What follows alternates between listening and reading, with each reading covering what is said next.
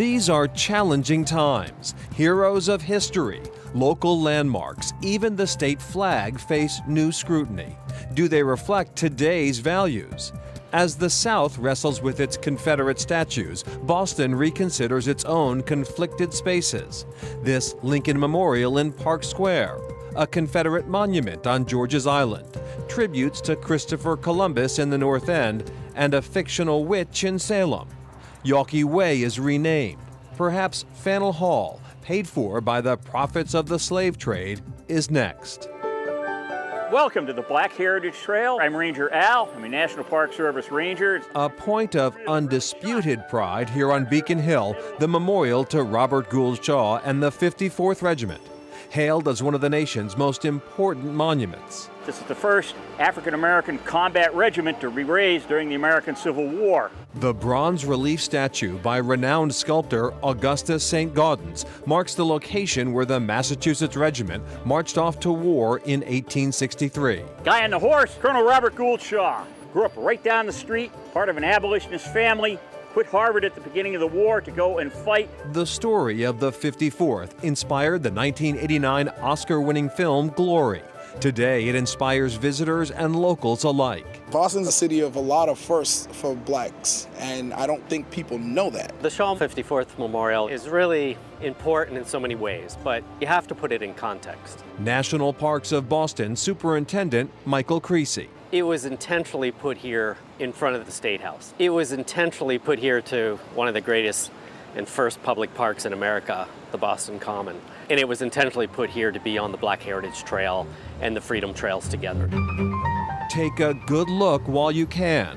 The monument, unveiled in 1897, will soon undergo a major renovation, a joint effort of the city, National Park Service, Museum of African American History, and the Friends of the Public Garden. I am Liz Visa, Executive Director of the Friends of the Public Garden. We have for 49 years worked with the City of Boston to care for the Public Garden, the Boston Common, and Commonwealth Avenue Mall. The Shaw 54th Memorial is an amazing piece of public art, and in 1981, the Friends raised $200,000 to restore the monument and set up an endowment for its care. But despite that care, water has worked its way down from the top and has been deteriorating the foundation under the bronze. The National Park Service had a matching grant program which had monies for looking at preserving nationally significant sites, and the Shaw Memorial was one of our largest and most significant grants. We don't want to just restore this monument, we want to use it as a platform for dialogue. We are at a time when the whole question about monuments is very controversial. This monument we need to lift up because most people don't know the story of this monument.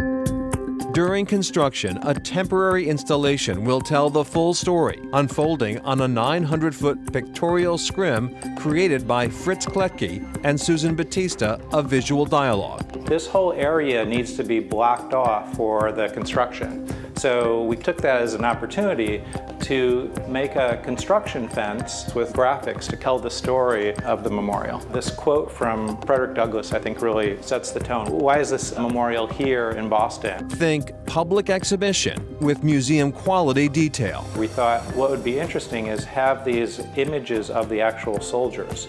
So these are all tintypes. The origins of photography were about the same time as the Civil War. We had never done anything like this before, but we do a lot of work with the Smithsonian down in Washington, taking things that are kind of archival American history and giving them a compelling contemporary spin. I think it's very significant, especially in these times, to understand history and the sacrifices people made and the importance of Boston in American history. The life-size panels will line this space on the Common behind the memorial. We do these printouts just to kind of get a sense of the scale of this. So if you're walking by, it really grabs your attention. Some things you want to go up close to, some things you can see from a distance, so it really has different dialogues with the people that are interacting with it. The hope is that when the restored monument returns, there will be a deeper understanding of what it signifies. Served as a gleaming example of the courage and the fortitude of black troops. In the centennial, 1997, when it was rededicated and celebrated, General Colin Powell came and spoke at the monument, and he said, "I stand on the shoulders of the men behind me. If it wasn't for the 54th, I would not be standing here talking to you today." And the National Park Service tours on the Black Heritage Trail will continue during restoration. Right. Part of the restoration, too, is the preservation of those two large elm trees that you saw on either side of the monument, kind of framed the monument. The sculptor put it there on purpose for that framing, and also because it's believed those trees were planted by John Hancock in the 18th century when he lived right across the street from where the monument is today. And that's an interesting little fun fact. All right, the men have their statues, but what about the women?